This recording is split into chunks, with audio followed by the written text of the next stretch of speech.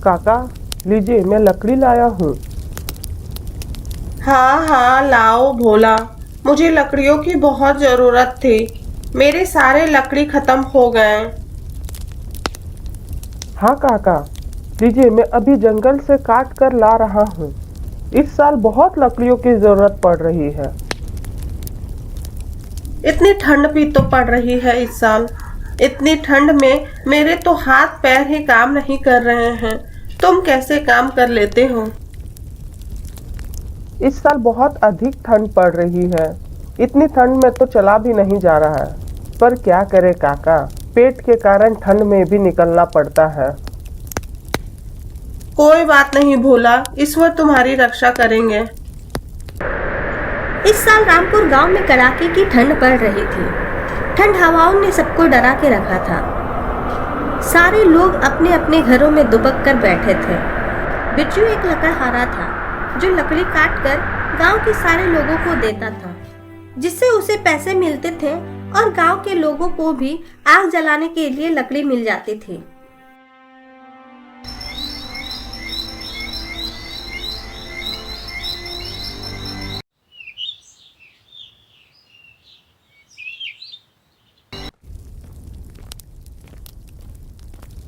चाची, ओ सविता चाची, लीजिए मैं लकड़ी लाया हूँ। लाओ भोला, बहुत जरूरत थी लकड़ियों की। हाँ चाची, लीजिए। आप लोग के लिए ही तो मैं इतनी ठंड में लकड़ी काट कर लाता हूँ। भोला, मुझे थोड़े ज्यादा लकड़ियां दो।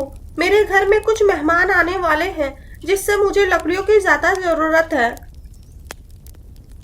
हाँ हाँ चाची, जितना चाहिए उतना ले लीजिए। मैं तो देने के लिए ही लाया हूँ ना। भोला, मुझे कल भी लकड़ियां दे देना। मैं तुम्ही से लकड़ियां लूंगी। वो शंभू बहुत अधिक दाम में लकड़ियां बेचता है। बिल्कुल चाची, मैं कल भी लकड़ियाँ लेकर आऊंगा।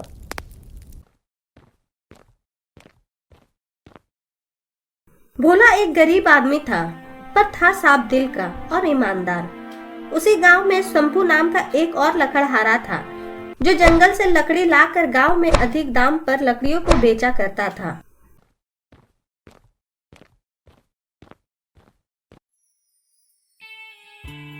अरे शंभू, तुम बहुत अधिक दाम में अपने लकड़ियां बेच रहे हो। दाम कुछ कम करो। क्या करे भाया, इतनी ठंड में जंगल जाकर लकड़ी काट कर लाना कोई आसान काम तो नहीं है ना। इतनी कड़ाके की ठंड में लकड़ी ला कर बेचता हूँ, उसके बाद मुझे मुनाफा भी नहीं होगा तो क्या फायदा इतने कड़ाके के ठंड में काम करने का। अरे भाई शंभू, सिर्फ तुम्हें ही ठंड लगती है क्या? भोला भी तो ठंड में ही जंगल से लकड़ी काट कर बेचता है, पर वो तो इतना दाम नहीं बढ़ाता। क्या भैया, आप भी क्या कर रहे हो? कहाँ मेरी लकड़ियाँ और कहाँ भोला की लकड़ियाँ? दोनों का कोई मेल ही नहीं है। आप कैसे तुलना कर सकते हैं हम दोनों के लकड़ियों का? भाई शंभू, तुम दोनों के लकड़ियां जलाने के ही काम आते हैं। कौन से तुम्हारे लकड़ियां जलने के बाद राख नहीं होती है?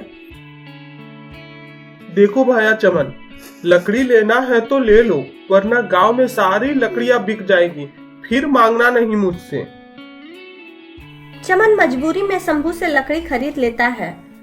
पूरे गांव में सिर्फ भोला और शंभू ही लकड़ी काट कर बेचा करते थे। भोला अकेले पूरे गांव को लकड़ियां नहीं दे पाता था। इसी वजह से गांव के लोग शंभू से भी लकड़ी लिया करते थे और शंभू इसी की वजह से अधिक दाम पर लकड़ियां बेचता था। इतनी कड़ाके की ठंड पड़ रही है और ये पता नहीं कहाँ रह गए। इतनी तो देर होती नहीं थी, पता नहीं आज कैसे इतना देर हो रहा है।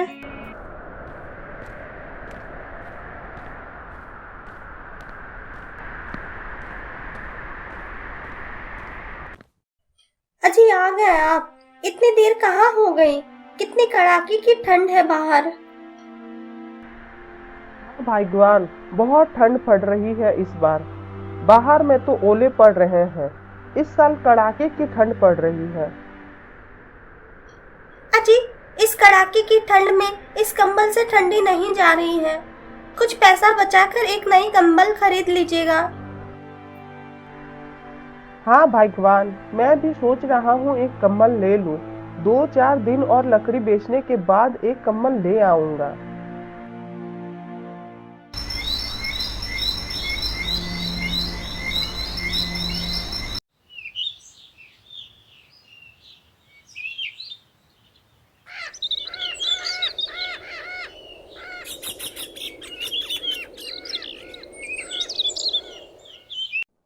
सुनती हो?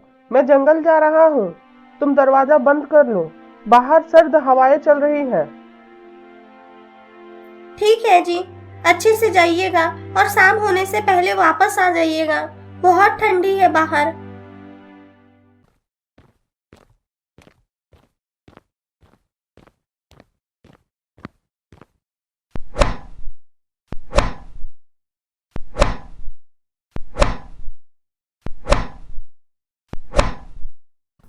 भोला जंगल से लकड़ी काट कर घर जाने लगा, लेकिन सर्द हवाओं ने उसे घेर लिया। इतनी कड़ाके की ठंड और हवा के कारण भोला घर भी नहीं जा पा रहा था। जैसे तैसे भोला घर गया। ओ जी, आप इतनी लकड़ियां क्यों जमा कर रहे हैं घर में? इसे बेच क्यों नहीं दे रहे हैं? अभी नहीं मेरी भोली पत्नी, जब गांव में लकड़ियों की कमी हो जाएगी तब मैं अपने लकड़ियों को दोगुना दाम पर बेचूंगा। लकड़ियों की कमी? गांव में लकड़ियों की कमी क्यों होगी जी? वो भोला है ना, वो तो गांव में लकड़ियों को बेचता ही है, वो भी कम दामों में। अरे मेरी भोली पद्मा, तुम तो कुछ नहीं समझ रही हो। जैसी ठंडी दे रही है उस हिसाब से कुछ दिनों में कोहरा छा जाएगा पूरे गांव में। गांव के लोग भी यही बात कर रहे थे। और कोहरा छाने के बाद जंगल में लकड़ी काट पाना संभव नहीं है और उस वक्त ठंड ज्यादा होगा। तब मैं इन लकड़ियों को दोगुना दाम पर बेचूंगा। ये तो बहुत अच्छा सोचा है आपने। उस भोला की वजह से कोई भी हमसे लकड़ियां नहीं खरीदता है। कम से कम इस वजह से तो हमारी लकड़ियां बिकेगी।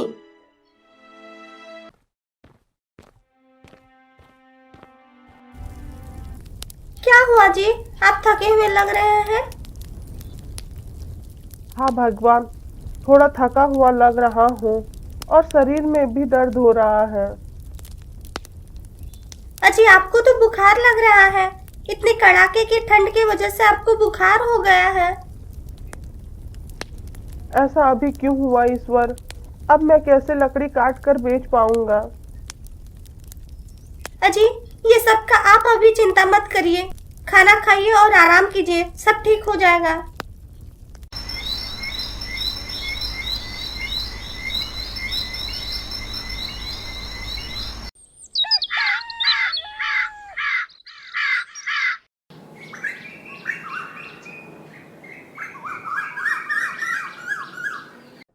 सुनो भगवान, मैं जंगल जा रहा हूँ लकड़ी काटने।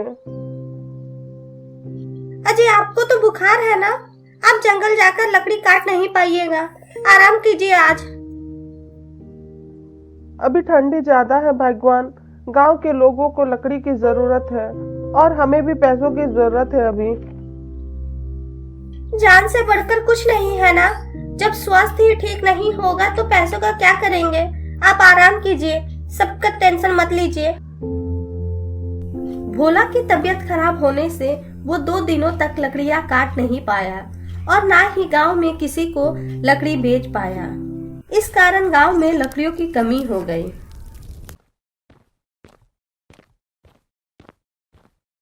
काका, लीजिए, लकड़ी लाया हूँ। लाओ लाओ शंभू, अभी लकड़ियों की बहुत जरूरत पड़ रही है।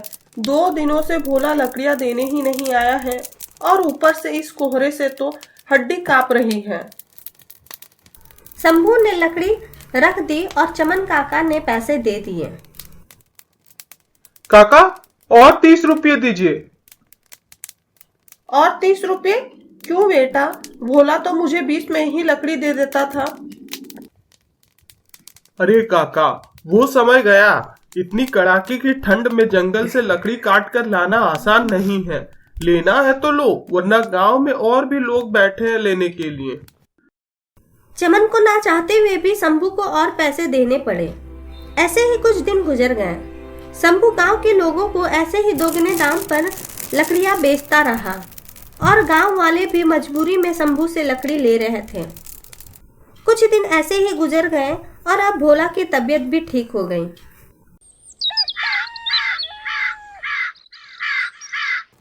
मीरा, मेरी तबीयत तो ठीक हो गई है, पर अब इतना कोहरा में कैसे जंगल से लकड़ियां काट कर ला पाऊंगा। कोई बात नहीं जी, आप गांव में कुछ और काम कर लेना। अभी के लिए किसी से कुछ मांग कर लाइए, घर में अन्न का एक दाना भी नहीं है।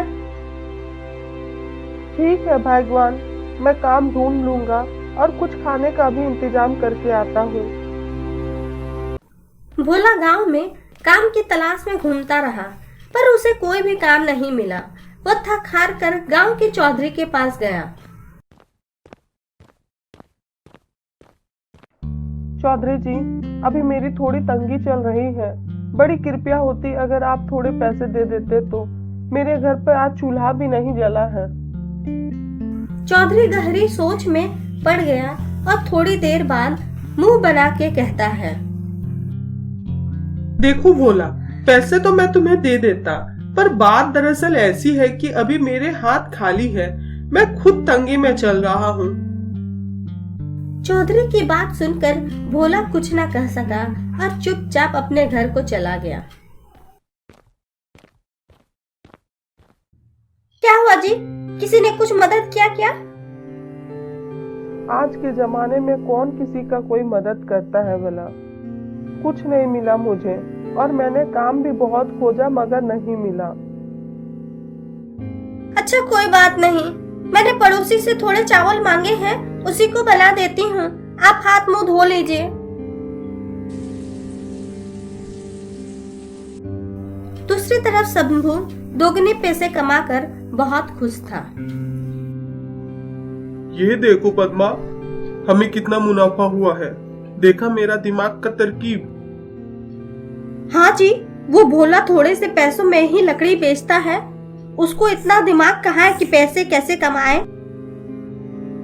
शंभू और पद्मा बात कर ही रहे थे, तभी वहाँ एक बूढ़ा व्यक्ति आया। सुनो बेटा, कोई है क्या घर पर? क्या हुआ? आप कौन है? इतना शोर क्यों मचा रहे हैं? बेटी, कुछ खाने का है तो मुझे दे दो, बहुत भूख लगी है। अरे जाओ जाओ, मैं तुम्हारे लिए ही खाना बना के रखी हूँ क्या? बेटी, बहुत भूखा हूँ, कुछ खाने को दे दो। अरे बोला ना जाओ यहाँ से, नहीं है कुछ खाने को। पता नहीं कहाँ कहाँ से चले आते हैं मुंह उठा के। बूढ़ा व्यक्ति दुखी मन से वहां से चला गया और घूमते हुए भोला के घर पहुंचा। कोई है क्या घर पर? कुछ खाने को दे दो, बहुत भूखा हूँ मैं।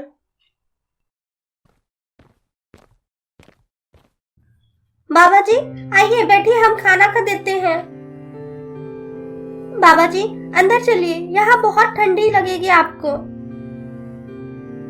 मैं यहीं पर ठीक हूँ बेटी, तुम चिंता मत करो। नहीं नहीं बाबा, चलिए अंदर, यहाँ सर्दी हो जाएगी आपको और बहुत अधिक ठंड पड़ रही है। मीरा की जिद पर बूढ़ा व्यक्ति घर के अंदर चला गया और सारे लोग मिलकर खाना खाने बैठ गए।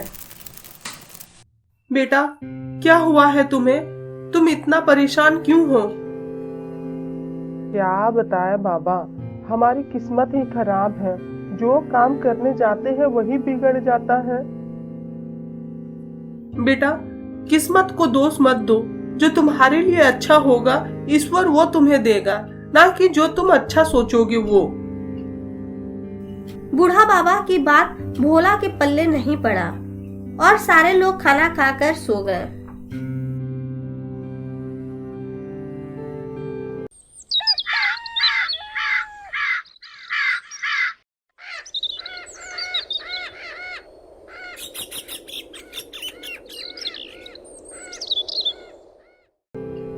बेटा, तुम दोनों ने मेरी इतनी सेवा की है, उससे खुश होकर मैं तुम्हें एक उपहार देना चाहता हूँ। बाबा, हमें आपकी उपहार नहीं चाहिए, हमें बस अपना आशीर्वाद दे दीजिए, यही बहुत है हमारे लिए। नहीं नहीं बेटा, जब कोई बड़े बूढ़े कुछ दे तो उसे मना नहीं करना चाहिए, और मैं तो तुम्हें खुशी से दे रहा हूँ। बूढ़े व्यक्ति ने भोला को एक घड़ा दिया और बूढ़ा वहां से चला गया। भगवान, क्या लगता है तुम्हें, इस घड़े में क्या होगा? पता नहीं जी, देखिए क्या है इसमें।